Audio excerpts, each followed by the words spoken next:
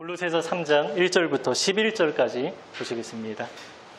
그러므로 너희가 그리스도와 함께 다시 살리심을 받았으며 위의 것을 찾으라. 거기는 그리스도께서 하나님 우편에 앉아 계시느니라. 위의 것을 생각하고 땅의 것을 생각하지 말라.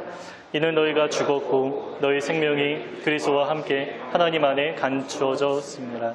우리 생명이신 그리스도께서 나타나실 그때 너희도 그와 함께 영광 중에 나타나리라.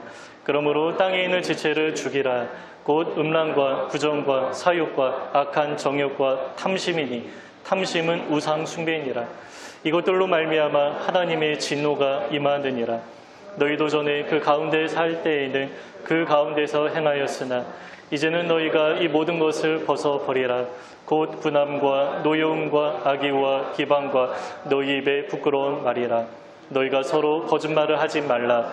옛사람과 그 행위를 벗어버리고 새 사람을 입었으니 이는 자기를 창조하신 이의 형상을 따라 지식에까지 새롭게 하심을 입은 자니라. 거기에는 헬라인이나 유대인이나 헬라파나 무할레파나 야만인이나 수구디아인이나 종이나 자유인이 차별이 있을 수 없나니 오직 그리스도는 만유시요 만유 안에 계시니라. 아멘. 우리 지난주에는 예수님을 개선장군에 비유했습니다. 주님은 십자가로 이미 승리하셨는데 이 승리는 최종 승리죠. 다시는 번복되지 않습니다.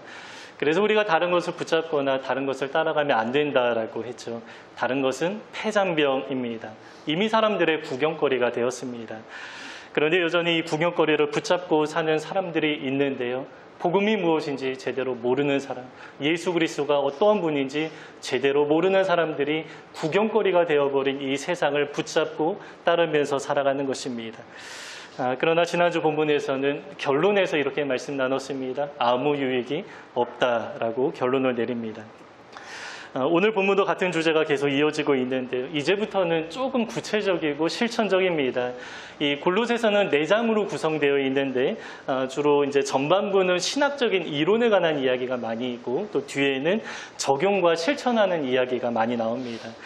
오늘은 3장을 시작하면서 후반부로 접어들었는데요. 우리 삶에 적용할 만한 좀 구체적인 이야기들이 많이 나옵니다. 그러면 지금까지 예수님이 누구신지 그분을 왜 따라야 하는지 말씀 나눴는데요. 그러면 예수님을 따르는 사람들의 구체적인 모습이 어떻습니까? 오늘 본문에서는 한마디로 요약하는데 위의 것을 찾으라 이렇게 말씀합니다. 그런데 예수님을 따르지 않아도 위를 바라보며 살아가는 사람들이 많이 있습니다. 왜냐하면 전도서를 보면 하나님이 우리 마음 가운데 영원을 사모하는 마음을 주셨다라고 말씀하기 때문입니다. 그래서 모든 사람들의 마음 가운데 막연하게나마 영원한 삶에 대한 소망이 있습니다. 이 땅에서 벗어나면 하늘에 무언가 있을 것 같은 막연한 느낌이 우리 모든 사람에게 다 있다는 것입니다. 그래서 사람들은 하늘을 바라보며 기도하기도 하고 그래서 자꾸 하늘과 맞닿아 있는 높은 곳으로 향하기도 합니다. 이 불교에서는 삼신각이라고 하는데 어느 사찰을 가든지 가장 높은 곳에 세 종류의 신을 모십니다. 높은 곳에 가장 강하다라고 믿는 신을 두는 것입니다. 또 예전에 몽골에 단기 선교 다녀온 적이 있었는데요. 근처에서 가장 높은 언덕에 올라간 적이 있었는데 그 꼭대기까지 가다 보니까 제사한 흔적을 발견하게 되었습니다. 가장 높은 곳이 초월자와 가깝다라고 생각하고 또 영원한 세계와 맞닿아 있다 이렇게 믿기 때문입니다. 그러나 문제가 있죠. 그 대상이 누구인지 제대로 알지 모르고 그냥 막연하게 영원한 세계를 추구하는 것입니다. 우리가 지난주에 사도행전 17장을 묵상했는데요. 바울이 어디로 들어갑니까? 아테네로 들어갔습니다. 이 지역은 철학과 종교의 도시입니다. 우리가 잘 아는 많은 철학자들을 배출한 도시이고요. 또 여러 가지 헬라의 신들을 아주 많이 믿고 있었습니다. 그런데 바울이 들어갔더니 어느 팻말에 이렇게 적혀 있었다라고 하죠. 알지 못하는 신에게. 그 신이 누군지 제대로 알지도 못하면서 그냥 막연하게 신을 추구하고 막연하게 영원한 세계를 사모하는 것입니다. 근데 오늘 본문에서도 우리가 위의 것을 바라보라라고 하는데 그냥 막연하게 하늘만 바라보라 이러한 이야기는 아니겠죠. 우리는 이러한 마음으로 위의 것을 추구하는 사람들이 아닙니다. 그러면 어떤 마음으로 위를 바라봐야 하는 것입니까? 아주 구체적인 이유 때문에 우리는 위를 바라봅니다. 두 가지 이유가 있는데 첫 번째는 예수님이 계시기 때문이고요. 또 하나는 그분이 통치하시는 완전한 하나님의 나라가 그곳에 있기 때문입니다. 오늘 본문에서 이 두 가지를 다 말씀하고 있습니다. 본문에서 위를 바라보라라고 하면서 거기에는 이라는 표현이 각각 한 번씩 나옵니다. 왜 위를 바라봐야 하는지, 그 위에는 무엇이 있는지 아주 구체적으로 이야기를 하는 것이죠. 본문 처음과 마지막에 각각 그 내용이 있습니다. 먼저 1절 하반절을 보시면 거기는 그리스도 예수께서 하나님 우편에 앉아 계신다. 거기는 예수님이 계시는 곳이기 때문에 우리가 위를 바라봐야 된다. 이렇게 말하고요. 또 이제 11절을 보시면 거기에는 차별이 없는 온전한 하나님의 나라다. 이렇게 좀 말하죠. 헬라인이나 유대인이나 할레파나 무할레파나 모든 사람들이 다 하나님 아래에서 차별이 없는 온전한 하나님의 나라다. 이렇게 이야기를 합니다. 그래서 우리가 영원한 세계를 추구하는 이유는 다른 것이 아닙니다. 그냥 막연하게 하늘을 바라보는 것도 아닙니다. 그곳에는 우리가 너무나 사랑하는 우리를 구원하신 예수님이 계시기 때문에 그분의 얼굴을 마주대야 하는 그 날을 우리가 간절히 사모하면서 그 날을 기다리는 것입니다. 그리고 그 나라에 가면 어떻습니까? 그 나라는 완전합니다. 왜냐하면 완전하신 예수님이 다스리는 나라이기 때문에 어떠한 사람도 차별 없이 모두가 다 주님 안에서 하나가 되는 그 나라입니다. 그래서 이 두 가지는 우리가 하늘을 바라보며 살아갈 만한 아주 충분한 이유가 되겠죠. 그런데 이 두 가지 사실을 알면서도 그곳을 잘 사모하지 않는 사람이 있고요. 또 간절하게 사모하는 사람이 있습니다. 어떤 차이가 있는 것입니까? 구약시대의 두 종류의 사람이 아주 명확하게 나눠졌습니다.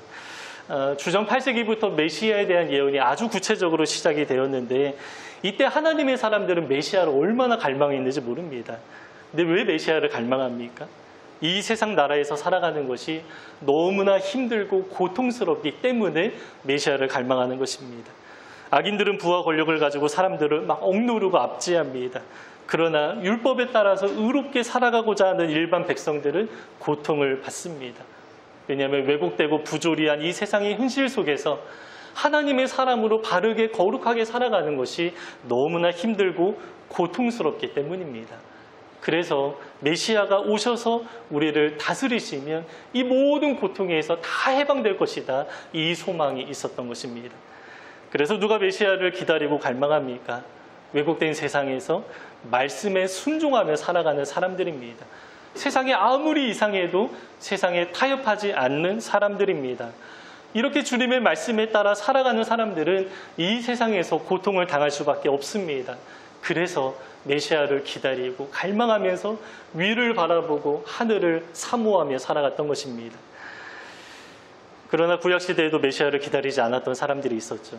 부와 권력을 가지고 가난한 사람들을 압제하고 착취하던 사람들입니다. 이 사람들은 메시아를 기다리지 않습니다. 왜냐하면 이 세상이 너무 좋은 것이죠. 세상에서 자기 힘과 능력으로 충분히 만족하면서 잘 살아가던 사람들이기 때문입니다. 이들에게는 별다른 소망이 없습니다. 이 세상에서도 충분히 자기 만족을 누리며 살아갔습니다.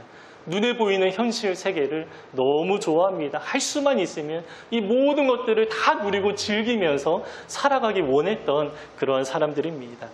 신약시대에도 대표적인 사람들이 있는데요. 사두개인들이 그렇습니다. 이들은 종교 지도자들이었는데 부활을 믿지 않았다라고 하죠. 세상에서 누리는 것이 너무나 좋고 만족스럽고 많았기 때문입니다.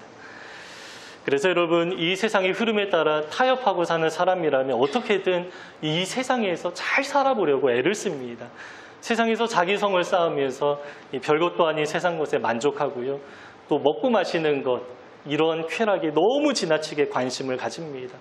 아주 과도하게 취미생활 즐기면서 자기 행복을 추구하며 살아가는 사람들은 위를 바라보지 않습니다. 한 번 사는 인생 보란듯이 행복하게 살아가는 것이 내 인생의 목표다라고 말하면서 이 세상의 것을 즐기고 누리면서 살아가는 것입니다. 그러나 여러분, 우리의 부르심은 행복이 아닙니다. 물론 우리는 주님으로 말미암아 행복한 마음이 생기겠죠. 그러나 우리가 추구할 것은 나의 행복이 아닙니다. 성경에서 우리의 부르심을 말씀할 때 행복이라고 단 한 번도 말씀하지 않습니다. 우리는 거룩을 위해서 부르심을 받았습니다. 하나님은 우리를 거룩한 백성 삼기 위해서 구원하시고 이렇게 산돌교회로 부르신 것입니다. 이 부조리하고 왜곡된 세상에서 하나님의 말씀에 순종하면서 거룩하게 살아가는 것이 우리의 부르신 목적이다라는 것입니다. 그래서 우리가 서로 권면할 때 오늘도 행복한 삶을 살아갑시다 이렇게 말하기보다 우리가 함께 오늘 거룩한 삶을 살아갑시다 이렇게 말하는 것이 옳습니다. 그러나 이러한 이야기 많이 들어보지는 못했죠. 대표적으로 결혼할 때 대부분의 사람들이 이 결혼하는 그 당사자들에게 행복하게 살아가라라고 합니다. 하지만 그 사람들에게 거룩하게 살아가십시오. 이러한 권면은 거의 하지 않는 것 같습니다. 그러나 에베소서에서 말씀하는 결혼의 목적도 아주 분명합니다. 나의 행복, 우리의 가정의 행복을 추구하는 것이 아니라 결혼의 목적 아주 명백합니다. 예수 그리스도와 교회의 관계를 배우면서 이 복음의 비밀을 더 풍성하게 알아가게 하는 것, 이 누리는 것이 바로 결혼의 목적이라는 것입니다. 이처럼 하나님은 우리를 거룩한 백성 삼기 위해서 부르셨습니다. 이 부르심을 잘 아는 사람이라면 나의 행복을 추구하지 않고요, 거룩을 추구하면서 살아갑니다. 그런데 이렇게 거룩하게 살아가려고 하면 어떻게 됩니까? 이 왜곡된 세상에서 살아가는 것이 힘이 듭니다. 상당히 불편합니다.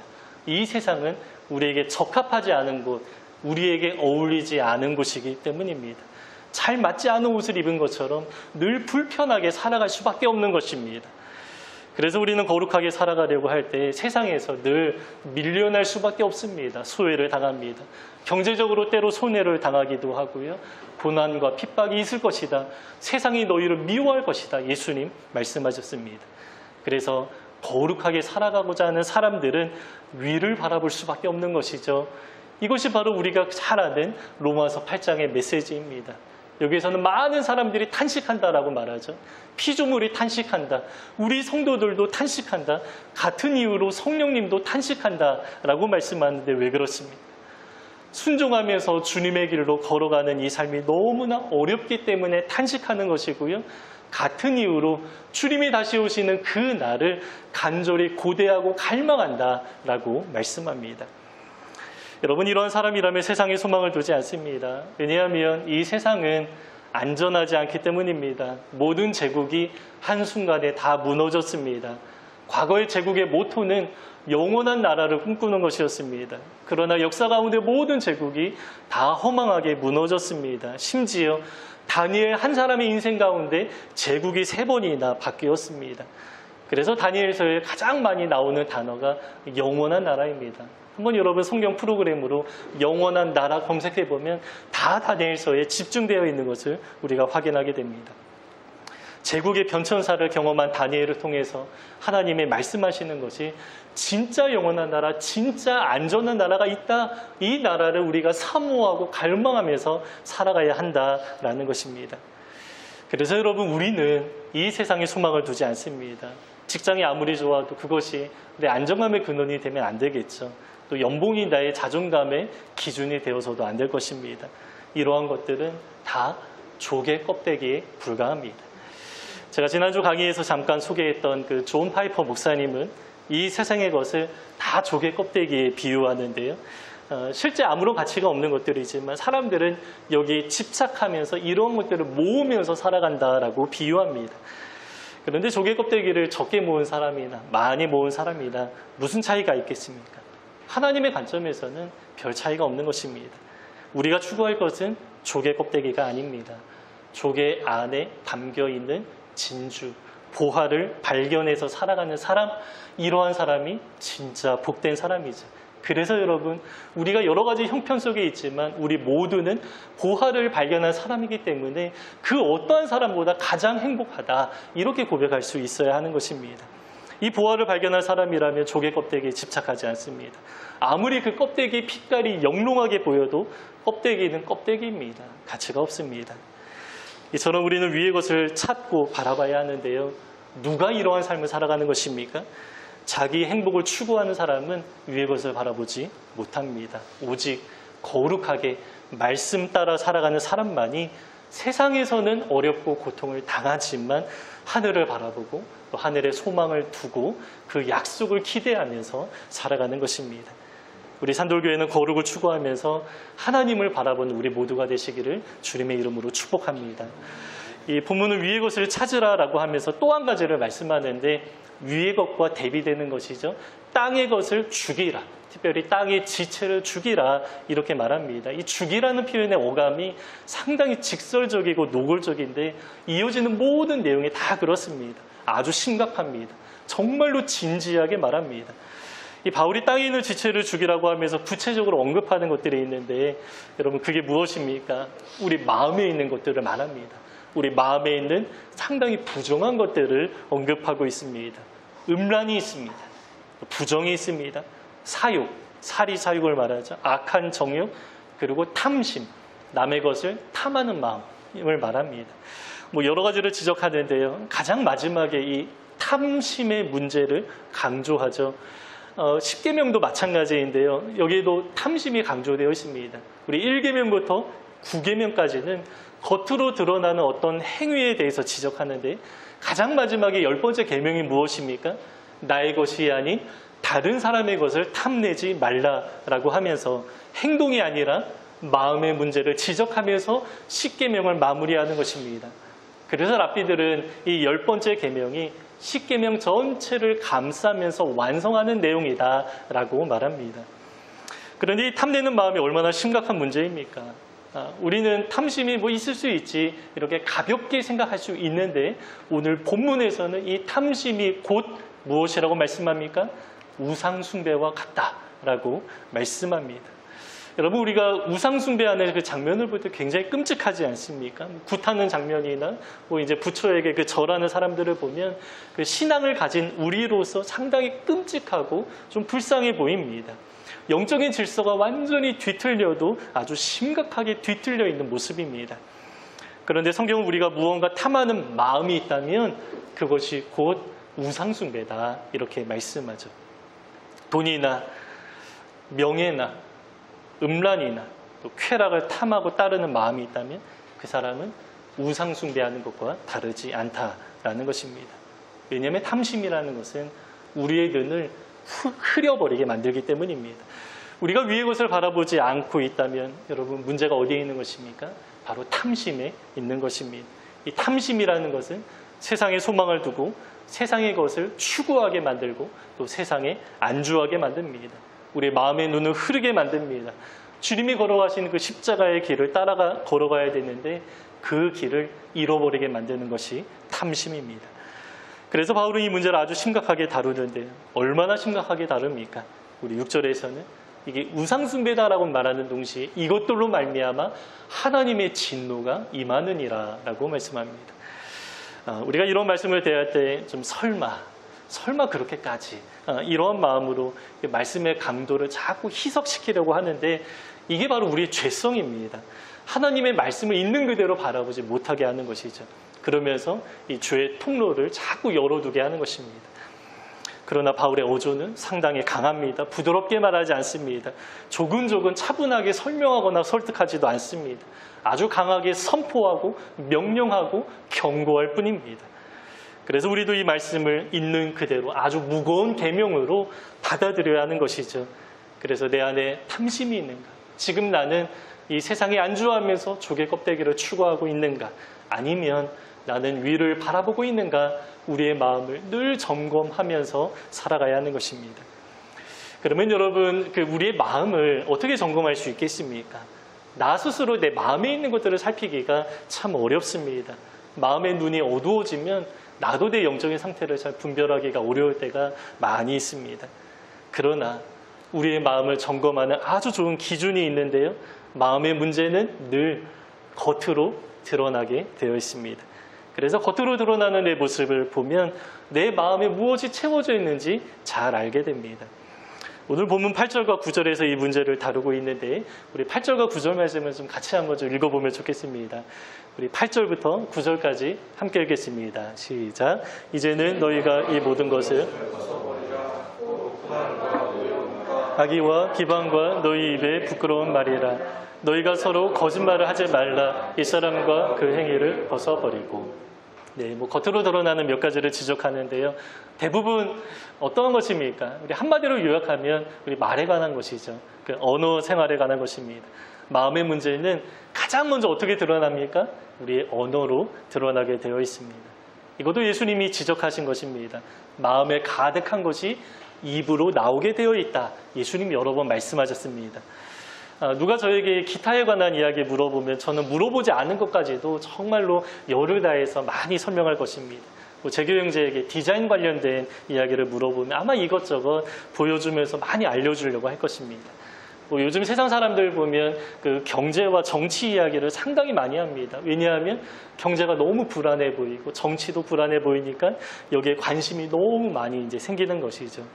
이처럼 우리의 언어 생활을 통해서 우리의 마음에 담겨 있는 우리의 관심사를 분별할 수 있는 것입니다.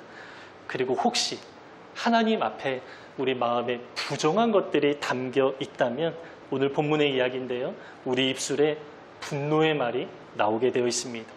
하나님이 주시는 평강을 누리지 못하고 있다는 증거입니다. 그래서 마음이 늘 불편하고 이 짜증 섞인 이야기가 나올 수밖에 없습니다.